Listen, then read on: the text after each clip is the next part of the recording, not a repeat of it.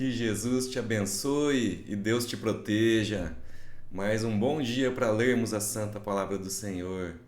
Que Ele te ensine mais uma vez nestes 4 capítulos do Evangelho segundo Lucas, do capítulo 13 ao 16.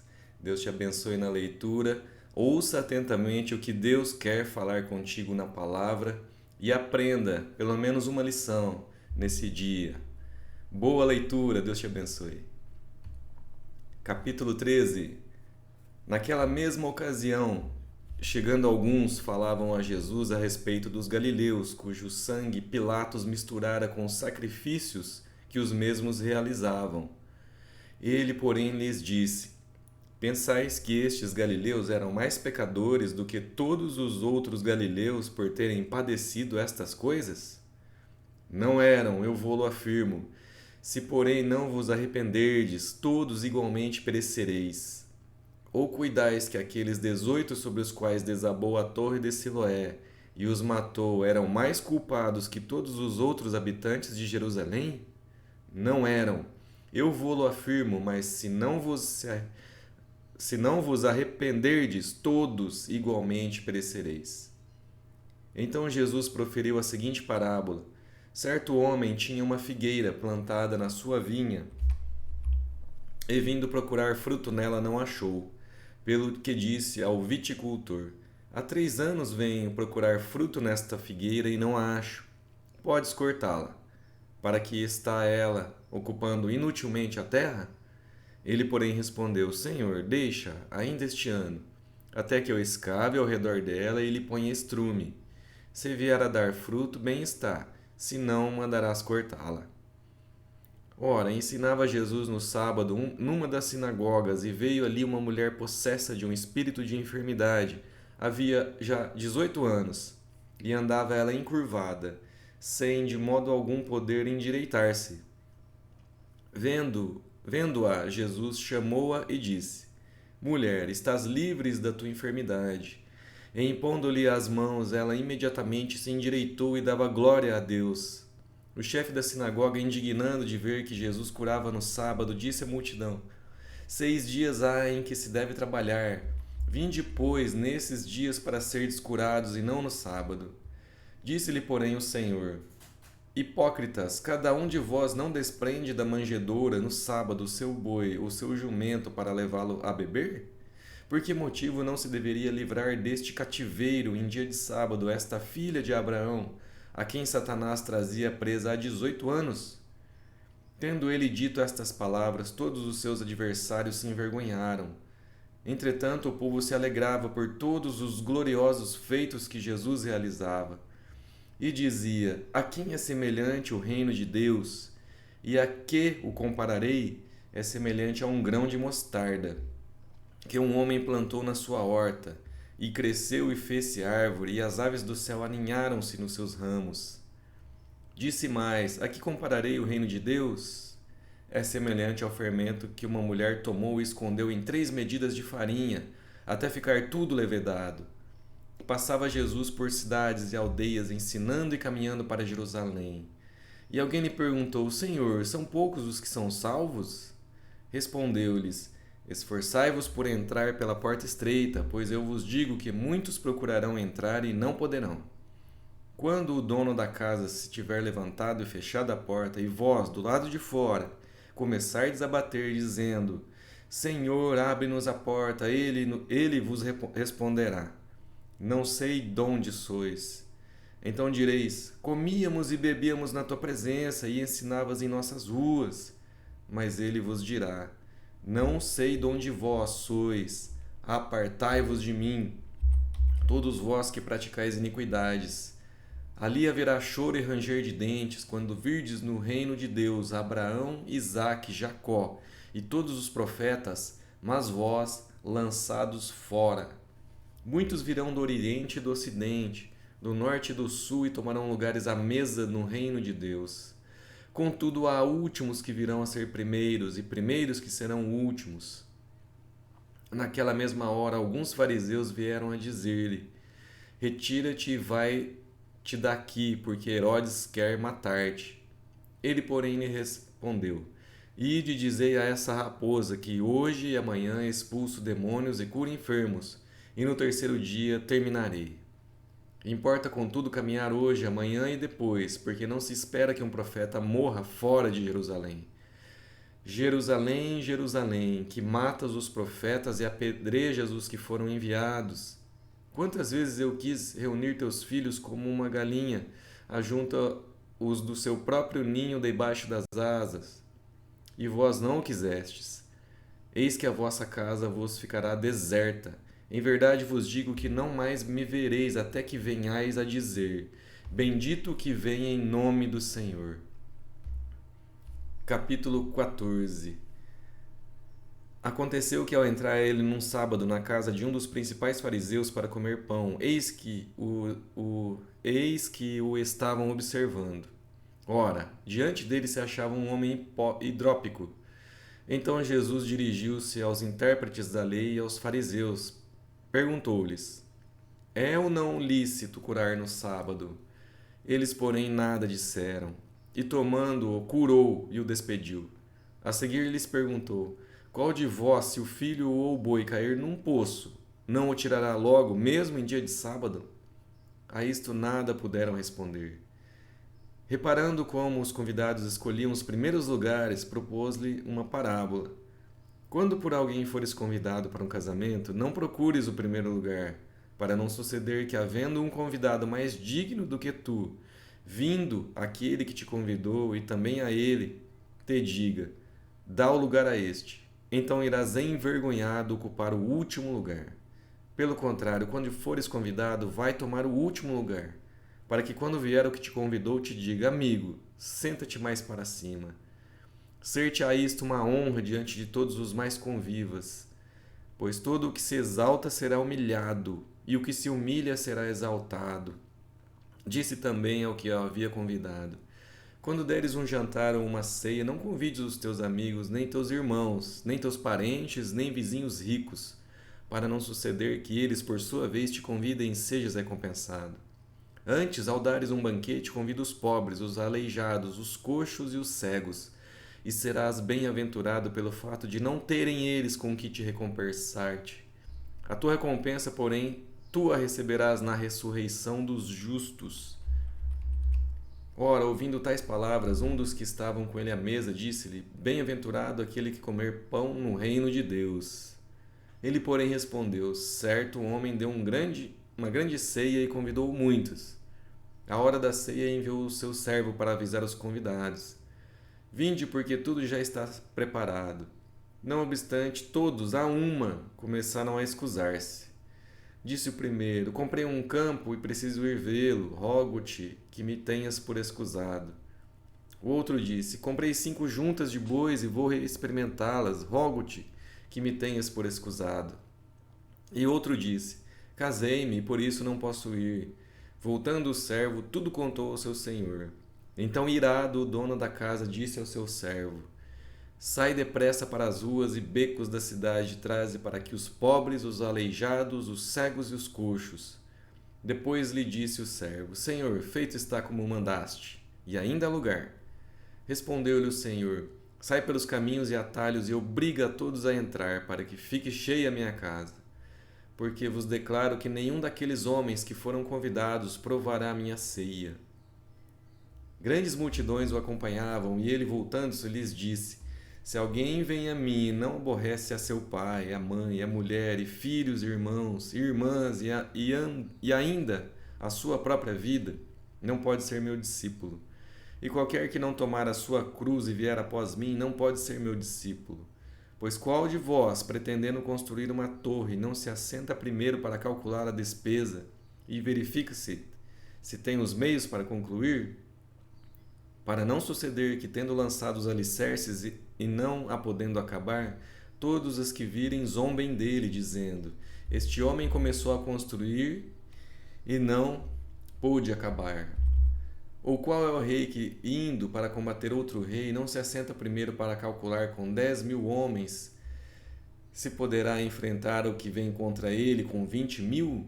Caso contrário, estando o outro ainda longe, envia-lhe uma embaixada pedindo condições de paz. Assim, pois, todo aquele que dentre vós não renuncia a tudo quanto tem, não pode ser meu discípulo. O sal é certamente bom. Caso, porém, se torne insípido, como restaurar-lhe o sabor?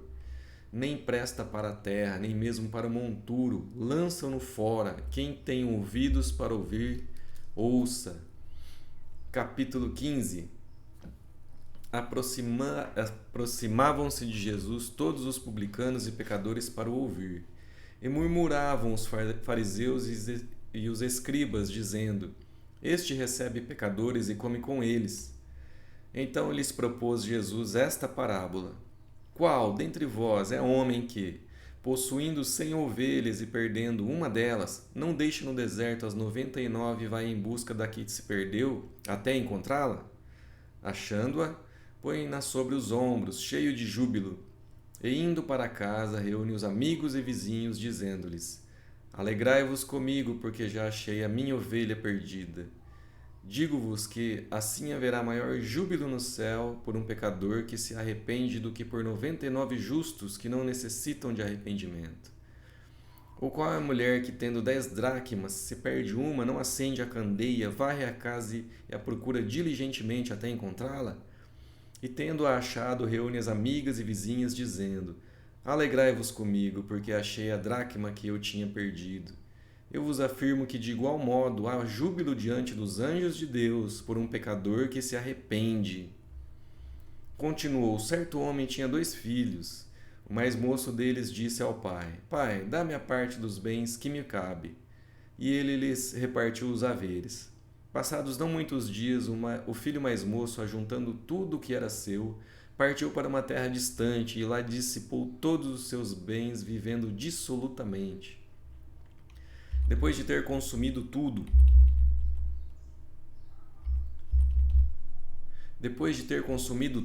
sobreveio àquele país uma grande fome, e ele começou a passar necessidade.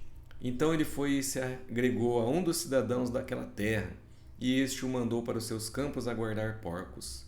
Ali desejava ele fartar-se das alfarrobas que os porcos comiam, mas ninguém lhe dava nada. Então, caindo em si, disse: Quantos trabalhadores de meu pai têm pão com fartura, e eu aqui morro de fome?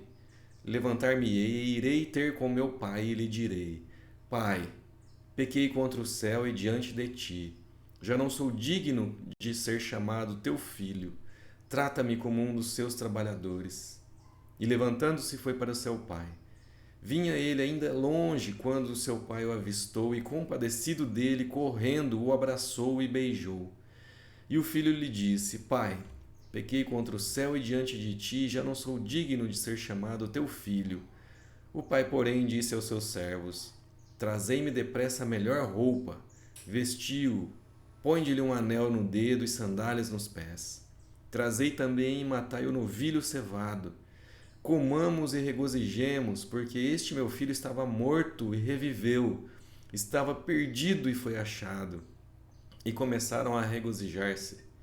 Ora, o filho mais velho estivera no campo, e quando voltava, ao aproximar-se da casa, ouviu a música e as danças. Chamou um dos criados e perguntou-lhe que era aquilo.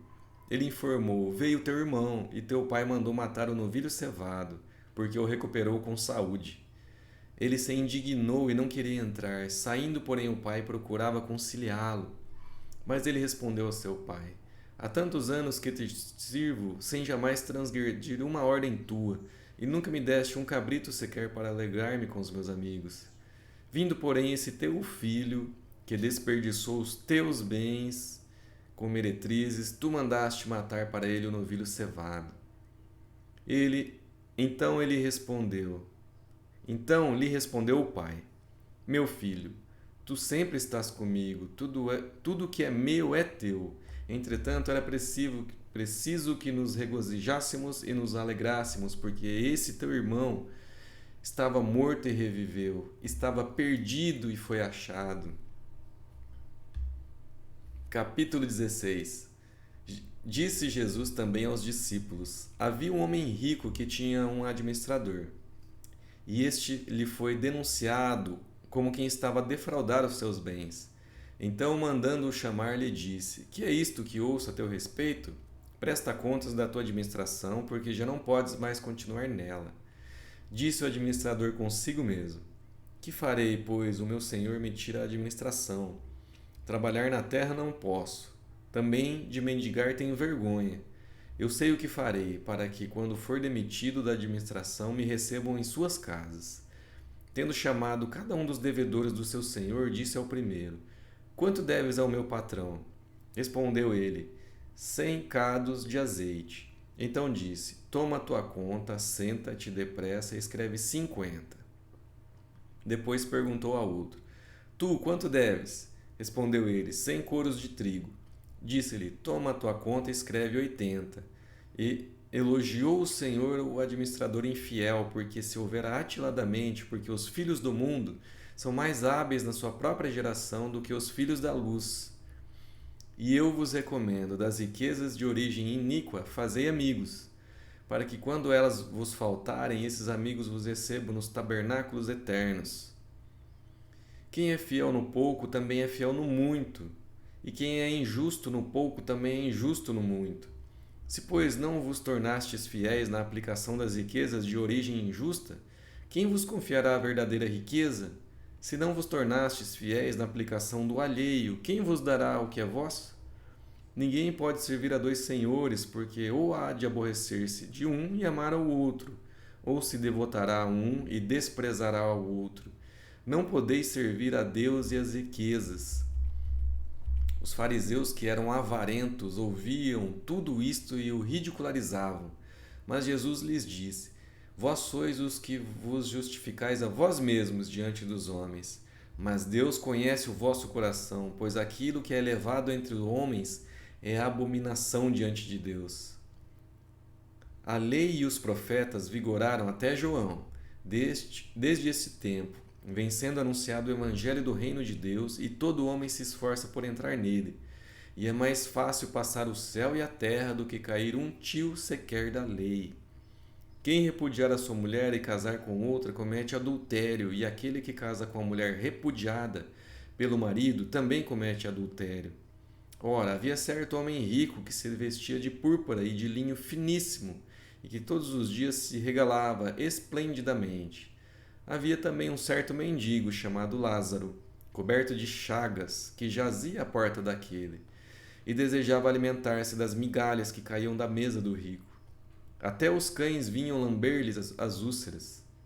Aconteceu morrer o mendigo e ser levado pelos anjos para o seio de Abraão. Morreu também o rico e foi sepultado. No inferno, estando em tormentos, levantou os olhos e viu ao longe Abraão e Lázaro no seu seio. Então, clamando, disse: Pai Abraão, tem misericórdia de mim, e manda a Lázaro que molhe em água a ponta do dedo e me refresque a língua, porque estou atormentado nesta chama. Disse, porém, a Abraão: Filho, lembra-te que recebeste os teus bens em vida, e Lázaro igualmente os males. Agora, porém, aqui ele está consolado, tu em tormentos. E além de tudo está posto um grande abismo entre nós e vós, de sorte que os que querem passar daqui para vós outros não podem, nem os de lá passar para nós. Então replicou: Pai, eu te imploro que o mandes à minha casa paterna, porque tenho 5 irmãos, para que lhes des testemunho, a fim de não virem também para este lugar de tormento. Respondeu Abraão: Eles têm Moisés e os profetas, ouçam-nos. Mas ele insistiu: Não, pai Abraão, se alguém dentre os mortos for ter com eles, arrepender-se-ão.